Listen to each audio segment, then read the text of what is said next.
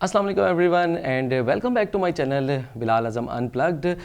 ये क्वेश्चन मुझे बहुत ज़्यादा पूछा जाता है मेरे मेन चैनल के ऊपर बीइंग अ ट्रैवलर के ऊपर, जिसके ऊपर मैं अपनी ट्रैवल वीडियोस शेयर करता हूँ कि यार आपने अमेरिका का वीज़ा कैसे लिया और हमें भी गाइड करें कि अमेरिका का वीज़ा कैसे अप्लाई करना है और क्या तरीका होता है। तो तरीका तो मैं आपको बाद में बता दूंगा, लेकिन मैं आपको पहले सिर्फ ये चीज़ बताऊँगा कि अमेरिका का वीज़ा हासिल कैसे किया जाता है और किन लोगों को मिल जाता है। तो नंबर वन, हमेशा एक चीज़ याद रखें, कई लोगों को मैं देखता हूँ कि यार आराम से जाते हैं और अमेरिका जाने की ख्वाहिश होती है उनके दिल में, और वो जाके वीज़ा अप्लाई करते हैं और उनका वीज़ा रिजेक्ट हो जाता है।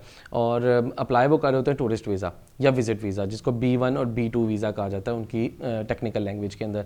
तो जब आप उधर विजिट वीज़ा अप्लाई करते हैं, टूरिस्ट वीज़ा अप्लाई करते हैं, तो उनको पता होता है कि यार जो अमेरिका का कंट्री है ना, वो टूरिज़म के लिए नहीं लोग आते यहाँ पे। असल में यहाँ पे लोग जॉब करने के लिए आते हैं, अपॉर्चुनिटीज़ के लिए आते हैं, जिसकी वजह से यहाँ पे वो ये देखते हैं कि क्या आपके अंदर इतनी फाइनेंशियल एबिलिटीज़ हैं, आपकी इतनी टाई स्ट्रॉन्ग हैं अपने मुल्क के अंदर, आप इतने स्टेबल हैं कि आप वहाँ पे जाके स्लिप नहीं होंगे और वापस अपने मुल्क आ जाएंगे। तो ये सबसे इंपॉर्टेंट चीज़ होती है। तो इसके अंदर काफ़ी एक तो हैं जो नॉन जेन्युइन लोग हैं जो कि वाकई स्लिप होना चाहते हैं, तो ये वीडियो उनके लिए नहीं है। ये वीडियो जेन्युइन लोगों के लिए है जो एक्चुअल में स्लिप नहीं होना चाहते और वाकई अमेरिका विजिट करना चाहते हैं, लेकिन उनको पता नहीं है कि उनको वीज़ा कैसे मिलेगा। तो इसके अंदर ये सीन है कि यार आपने क्योंकि अमेरिका को ये दिखाना है कि यार मैं एक जेन्युइन टूरिस्ट हूँ, एक जेन्युइन ट्रैवलर हूँ और मैं उधर जाके स्लिप नहीं होऊंगा, तो बेहतर ये है कि आप अपनी पहले अच्छी सी ट्रैवल हिस्ट्री बना लें ताकि आप उनको दिखा सकें कि आप वाकई टूरिस्ट हैं। और अगर आप वाकई जेन्युइन टूरिस्ट हैं ना, तो आप पहले अमेरिका जाएंगे भी नहीं। आप पहले जो अच्छी अच्छी जगह हैं जो टूरिज़म के नाम के ऊपर जिनके मुल्क चल रहे हैं, आपको वो पहले घूमने चाहिए। तो उसके अंदर आपको अगर जाना है तो सबसे पहले आप जो साउथ ईस्ट एशिया के कंट्रीज़ हैं, जिसमें Thailand, Malaysia, Singapore, Vietnam, Indonesia, Sri Lanka, Bali, ये सारे मुल्क अगर आप पहले कवर करें, उसके बाद आपके पासपोर्ट के ऊपर एक छाप बनती है कि हाँ यार आप एक ट्रैवलर हैं और जेन्युइन टूरिस्ट हैं, आपके पास इतना पैसा है कि आप अपनी ज़रूरियात ज़िंदगी से निकाल कर इन चीज़ों पे भी पैसा खर्च करते हैं। तो ज़ाहिर बात है फिर इतने आप जानदार हैं, फाइनेंशियली स्ट्रॉन्ग हैं कि आप ये चीज़ें अफोर्ड कर सकते हैं। फिर आप दुबई का वीज़ा लगवाएं, फिर आप टर्की का वीज़ा लगवाएं। ये चीज़ें जब आपकी हो जाती हैं, उसके बाद जब आप अमेरिका का वीज़ा अप्लाई करते हैं, तो फिर आपके बहुत ज़्यादा चांसेस होते हैं कि आपका वीज़ा लग जाए। लेकिन इसमें भी बड़ी एक स्ट्रॉन्ग चीज़ होती है कि आपकी क्योंकि ये मुल्क इनके वीज़े बड़ी इजीली मिल जाते हैं और इतने महंगे भी नहीं होते, तो इधर ये कोई भी ट्रैवल कर लेता है। लेकिन आपकी अगर अच्छी जॉब है, अच्छा आपका बैकग्राउंड है और आप फाइनेंशियली अपनी जो टैक्सेस वगैरह है वो टाइमली वगैरह फाइल करते हैं, तो ये आपकी सारी की सारी जितनी भी डिटेल्स हैं ये अमेरिकन एम्बेसी या जितनी भी जो एम्बेसीज होती हैं ये आपस में शेयर करती हैं और इनके पास हमारा रिकॉर्ड होता है। तो वहाँ से ये लोग आपका पता लगा लेते हैं कि आप कितने पानी के अंदर हैं। स्पेशली अगर आपके पास गाड़ी है आपके नाम के ऊपर कोई प्रॉपर्टी है, प्लॉट्स में आपने इन्वेस्टमेंट की हुई है, वो चीज़ें अगर आप मेंशन करते हैं तो आपको ज़्यादा आपके चांसेस होते हैं कि आपको वीज़ा मिल जाए। लेकिन एक मैं आपको इंटरेस्टिंग चीज़ बताऊं कि बाकी जितने भी आप वीज़े अप्लाई करते हैं, यूरोप के, ऑस्ट्रेलिया के या किसी भी मुल्क के, इवन थाईलैंड, मलेशिया, सब के, आपको इतने डॉक्यूमेंट्स लगाने पड़ते हैं, बैंक स्टेटमेंट है। अमेरिका का वीज़ा अप्लाई करने के लिए आपको कोई डॉक्यूमेंट नहीं लगाना पड़ता, सिर्फ और सिर्फ आपको एप्लीकेशन फिल करनी होती है और एक इंटरव्यू की डेट मिलती है जिस पे आप अपनी एक अदद तस्वीर लेकर जाते हैं और एक पासपोर्ट लेकर जाते हैं। और उसके अलावा उन्होंने एक नीचे छोटी सी लाइन लिखी होती है कि bring anything that supports your case, कि अगर आपको लगता है कि आपको वो डॉक्यूमेंट्स लेके जाने चाहिए जो आपके केस को सपोर्ट करते हैं, वो सारे डॉक्यूमेंट्स आप ले आएँ।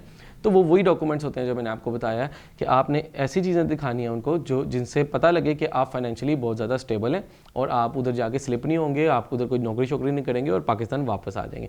तो उसमें मेनली चीज़ ये गाड़ी के कागजात, आपके प्लॉट, आपके घर के कागजात, आपकी जॉब, उसका लेटर और उसकी कितनी सैलरी, इनकम है, बैंक स्टेटमेंट, ये सारी चीज़ें आपने लेकर जानी होती हैं। इंटरव्यू देते हैं, इंटरव्यू के ऊपर आपकी सारी की सारी सिलेक्शन होती है। मैं अभी तक 2 दफ़ा इंटरव्यू दे चुका हूँ। मुझे पहले 2015 में 5 साल का वीज़ा मिला, फिर मुझे अब 22 के अंदर 5 साल का वीज़ा मिला है 2027 तक। तो दोनों दफ़ा इंटरव्यू के बेस के ऊपर ही मुझे उन्होंने दिया है। तो इसके अंदर अब अप्लाई करने के ऊपर आ जाते हैं। मेन अप्लाई अगर करना हो, सिंपल आप गूगल जाके लिखें USA DS 160 फॉर्म, ये आप लिखेंगे तो वहाँ पे DS 160 फॉर्म स्टार्ट हो जाएगा। सारी की सारी आपकी पर्सनल डिटेल्स हैं, कोई मुश्किल फॉर्म नहीं है। आपकी फैमिली की सारी वो चीज़ें पूछेंगे, आपने पीछे कितने मुल्क फिरे हुए हैं वो पूछ लेंगे, आपने अमेरिका में कहाँ जाके रहना है, होटल में रहना है या किसी रिलेटिव के घर रहना है, वो सारा पूछेंगे। यानी कोई रॉकेट साइंस है ही नहीं, सारे के सारे आपके अपने डॉक्यूमेंट्स की डिटेल्स हैं जो आपको ऑलरेडी पता है, वो सारी आपने फिल करनी है।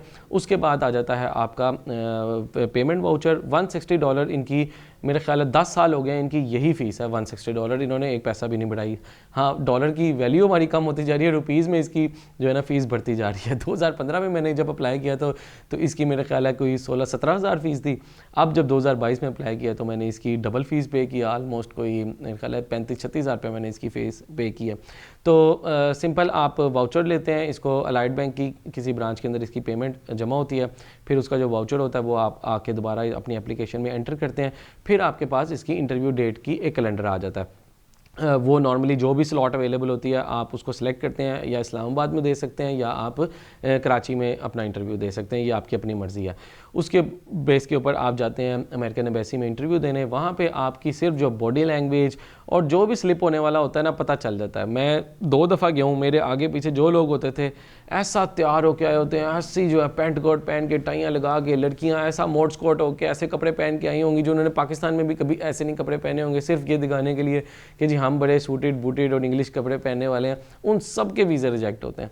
तो जितने आप जेन्युइन होते हैं, मैं दोनों दफ़ा गया हूँ, जोगर ट्राउज़र और टी शर्ट के अंदर गया हूँ, लेकिन आप अच्छी तरह अपनी आपको कैरी करते हैं, अपनी अच्छी तरह बात करते हैं और एक्सप्लेन करते हैं। तो पहली दफ़ा जब मैंने अपना वीज़ा अप्लाई किया था तो मेरी एक जब मैं उस टाइम एग्रो फर्टिलाइज़र के अंदर जॉब करता था, तो मेरी एक सेफ्टी की मीटिंग थी जिसके लिए मुझे जाना था और उनकी तरफ से इन्विटेशन था, प्लस मुझे उसके साथ टूरिज़म के लिए भी जाना था। तो इंटरव्यू में उसने ये पूछा क्यों जाना चाहते हो, मैंने कहा जी 3 दिन की मीटिंग है और बाकी 15 दिन मैंने अमेरिका को एक्सप्लोर करना है। तो कहती है ठीक है, बस मैं आपको दे दूँ 18 दिन का वीज़ा। मैंने कहा हाँ, मेरी छुट्टी इतने दिन की अप्रूव हुई है। 5 साल का उसने मुझे वीज़ा लगा के दे दिया। तो अभी दूसरी दफ़ा जब मैं गया हूँ तो दूसरी दफ़ा उसने पूछा जी क्यों जाना चाहते हो, तो मैंने कहा जी अब मैंने जॉब छोड़ दी है और अब मैं व्लॉगिंग करता हूँ और मैं ट्रैवल करता हूँ और मैं ट्रैवल वीडियोस बनाना चाहता हूँ और मैं अब आपके मुल्क की ट्रैवल वीडियोस बनाऊँगा। आधी मैं बना चुका हूँ और कुछ स्टेट्स में मज़ीद घूमूंगा। तो उसके ऊपर भी उसने मेरा चैनल देख लिया, जो भी था मेरे ऊपर सर्च कर चुके थे। हार्डली मेरा ख्याल है मेरा कोई 30 या 40 सेकंड का मेरा हुआ है। हाँ, उसने मेरी डिग्री शिग्री का पूछा कि क्या डिग्री थी तुम्हारी और क्या था, पिछली दफ़ा कब गए थे अमेरिका, ये चीज़ें पूछ के और मुझे ठग करके उसने जो है वो वीज़ा दे दिया। तो यार ये सारा का सारा सीन है।